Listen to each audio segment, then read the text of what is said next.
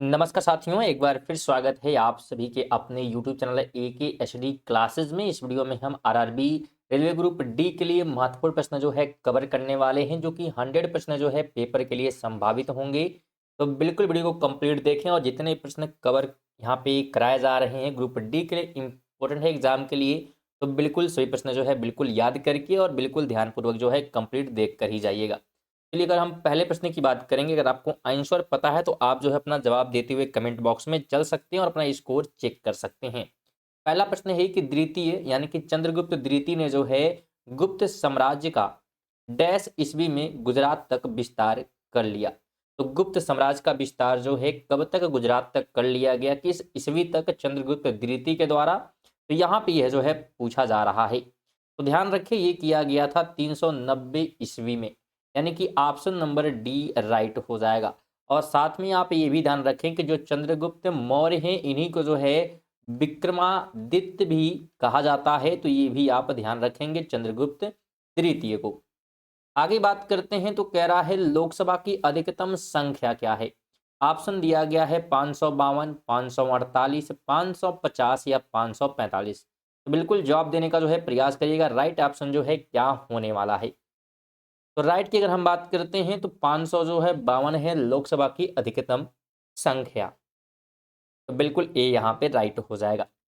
अगला प्रश्न है कि मथुरा रिफाइनरी इंडियन ऑयल की डैश रिफाइनरी को 1982 में भारत के उत्तर पश्चिम क्षेत्र में पेट्रोलियम उत्पादों की मांग को पूरा करने के लिए 6.0 एम एम टी की क्षमता के साथ शुरू किया गया था। तो किस नंबर पे, यानी कि जो रिफाइनरी है ये किस नंबर की रिफाइनरी थी। तो रिफाइनरी थी ये 6 नंबर की। तो सी ऑप्शन हो जाएगा।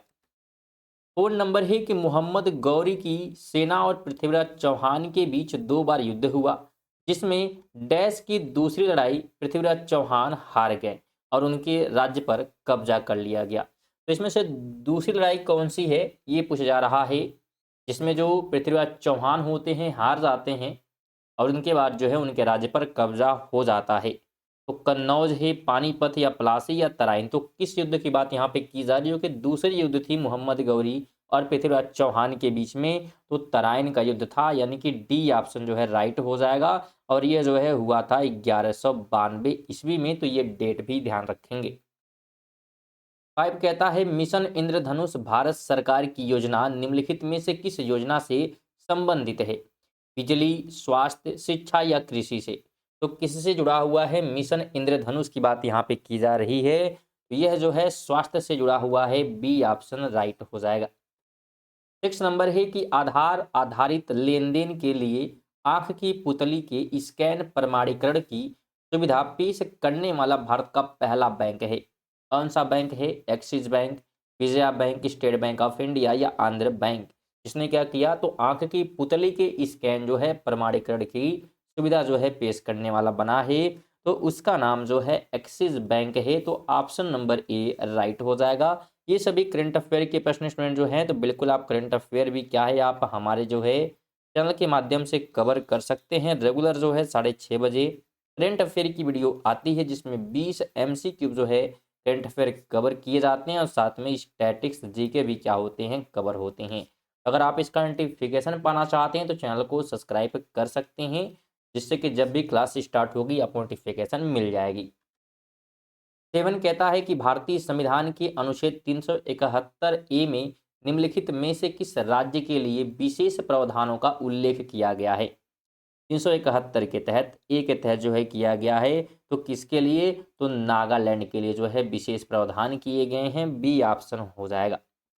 अगला प्रश्न है कि केप ऑफ गुड होप कहाँ स्थित है। केप ऑफ गुड होप की बात यहाँ पे की जा रही है, तो यह जो है दक्षिण अफ्रीका में है। बी ऑप्शन हो जाएगा।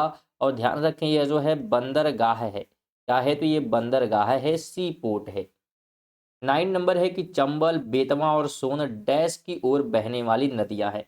तो किस तरफ ये नदियां बहती हैं, पूर्व, उत्तर, पश्चिम या दक्षिण। तो ये नदियां जो हैं उत्तर की ओर बहती हैं। बी ऑप्शन राइट हो जाएगा। 10 कहता है कि भारत का कौन सा राज्य चावल का अग्रणी उत्पादक है। चावल की बात की जा रही है, पश्चिम बंगाल, आंध्र प्रदेश, केरल या उत्तर प्रदेश। चावल में जो है अगड़ी उत्पादन जो है कौन करता है?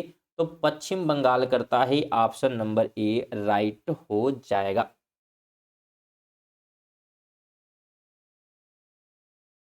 11 नंबर कहता है कि भारत सरकार द्वारा प्रस्तुत किए जाने वाला सर्वोच्च नागरिक पुरस्कार कौन सा है?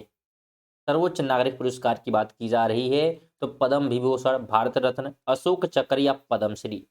तो सबसे बड़े अगर हम पुरस्कार की बात करेंगे तो उसका नाम है Bharat Ratna. B option right हो जाएगा। 12 नंबर है कि कल्वा कुंतला चंद्रशेखर राव किस राजनीतिक दल के नेता हैं? तो यह जो है किसके हैं? तो ये जो है तेलंगाना राष्ट्र समिति के दल के जो है नेता हैं। डी ऑप्शन हो जाएगा। 13 कहता है यूराल पर्वतमाला डैश और डैश को अलग करती है। तो यूराल जो है पर्वतमाला की अगर हम बात करेंगे तो यह जो है एशिया और यूरोप को जो है अलग करती है। डी ऑप्शन राइट हो जाएगा। 14 की बात करेंगे तो भारतीय संविधान की किस धारा के अंतर्गत राज्यों के अंतरराष्ट्रीय शांतियों सुरक्षा संबंधी दायित्व का उल्लेख किया गया है? तो इसका जो उल्लेख किया गया है राज्य के नीति निर्देशक तत्व के तहत किया गया है। ऑप्शन नंबर ए हो जाएगा।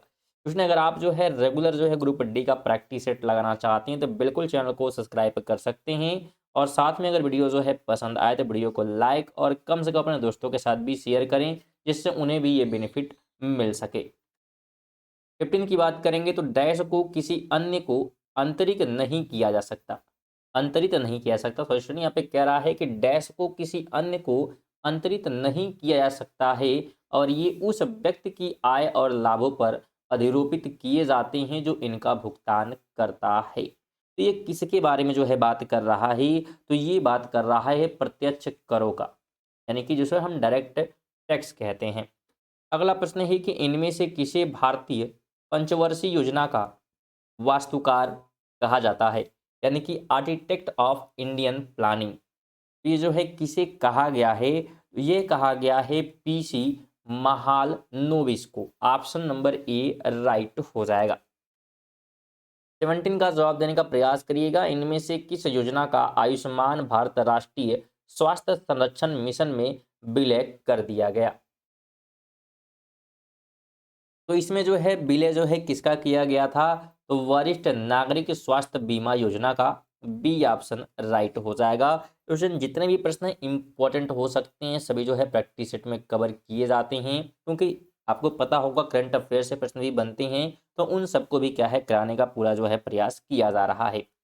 आगे बात करेंगे तो दक्षिण भारत में स्थित इनमें से कौन सी पहाड़ियों की चोटी का नाम डोडा बेटा है? तो किस जो है पहाड़ियों की जो है चोटी का नाम है डोडा बेटा? जैंतिया पहाड़ियां हैं, अन्नामलाई है, इलायची पहाड़ियां हैं या नीलगिरी हैं? अगर हम राइट की बात करेंगे तो नीलगिरी पहाड़ियों की बात यहाँ पे की जा रही है और इसके जो है चोटी को डोडा बेटा कहा जाता है। अगला प्रश्न है कि मसाई जनजाति कहाँ पाई जाती है? ऑप्शन यूरोप है, अंटार्कटिका है, अफ्रीका है या उत्तरी अमेरिका है? राइट ऑप्शन जो है क्या होने वाला है? बिल्कुल जवाब देने का प्रयास करिएगा। बात हो रही है मसाई जनजाति, तो यह जो है अफ्रीका में है। कहाँ पर है? अफ्रीका में पाई जाती हैं। ऑप्शन नंबर सी हो जाएगा। 20 कहता है कि भारत के राजनीतिक प्रयासों का लक्ष्य स्वराज था। दादा भाई नौरोजी ने इस लक्ष्य की घोषणा कब की थी? तो इसकी घोषणा जो है कलकत्ता अधिवेशन 1906 में जो है किया गया था दादा भाई नौरोजी के द्वारा। अगले प्रश्न की बात करें तो पिंडर नदी इनमें से किस स्थान पर अलकनंदा से मिलती है? ऑप्शन में विष्णु प्रयाग है, रुद्र प्रयाग है, कर्ण प्रयाग है या देव प्रयाग है? तो पिंडर नदी की बात की जा रही है, अलकनंदा से जो है किस स्थान पर मिलती है? तो यह मिलती है कहाँ पे? तो बिल्कुल कर्ण प्रयाग में। कहाँ पर? सॉरी कर्ण प्रयाग में, यानी देव प्रयाग पर लग गया है यहाँ पे। क्या होगा? बिल्कुल बात की जा रही यहाँ पे जो है कर्ण प्रयाग में जो है मिलता है। सी ऑप्शन हो जाएगा। और यह जो है कहाँ पे? तो उत्तराखंड में है। कहाँ पर है? तो उत्तराखंड में है। तो ये आप ध्यान रखेंगे। आगे बात करें मनरेगा योजना के अंतर्गत निम्न में से किस अधिकार की गारंटी दी गई है? मनरेगा के तहत बात की जा रही है। तो मनरेगा के तहत जो है काम का अधिकार जो है दिया गया है। ऑप्शन नंबर जो है सी हो जाएगा। और लगभग जो है 100 दिनों का रोजगार जो है बिल्कुल मिलना चाहिए इसके तहत। ये अधिकार दिया गया है। 23 है कि निम्नलिखित में से कौन सा स्मारक दिल्ली में स्थित नहीं है। नहीं है की बात कर रहा है कुतुब मीनार, पंचमहल, अग्रसेन की बावड़ी या लाल किला। तो दिल्ली में नहीं है कि अगर हम बात करेंगे तो पंचमहल बी ऑप्शन हो जाएगा, क्योंकि अगर हम पंचमहल की बात करेंगे तो यह जो है फतेहपुर सीकरी में है। कहाँ पर है? फतेहपुर सीकरी।